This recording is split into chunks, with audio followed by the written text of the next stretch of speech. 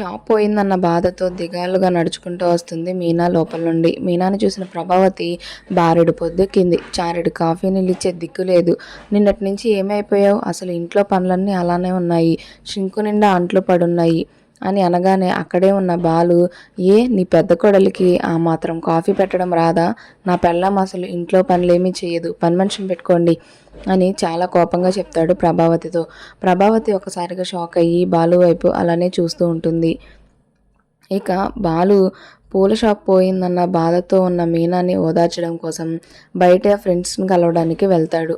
అక్కడ ఉన్న ఒక ఫ్రెండ్, జనాలు మరి బద్ధకస్తులైపోయారా, అన్నీ ఇంటికే తెచ్చి ఇవ్వాల్సి వస్తుంది అని అనగానే బాలుకి ఒక ఆలోచన వస్తుంది. పూలు కూడా డోర్ డెలివరీ చేస్తే ఎలా ఉంటుంది అని వాళ్ళ ఫ్రెండ్ని అడుగుతాడు. ఇక అంతా ఓకే అనుకున్న తర్వాత స్కూటీ తీసుకోవడం కోసం అక్కడే ఉన్న షోరూమ్కి వెళ్తాడు బాలు. ఈఎంఐలో స్కూటీ తీసుకోవచ్చా అని షాప్ ఓనర్ని అడుగుతాడు. షాప్ ఓనర్, మీరు ఈ బైక్ ఈఎంఐలో కొనడం చాలా కష్టం సార్ అని అంటాడు.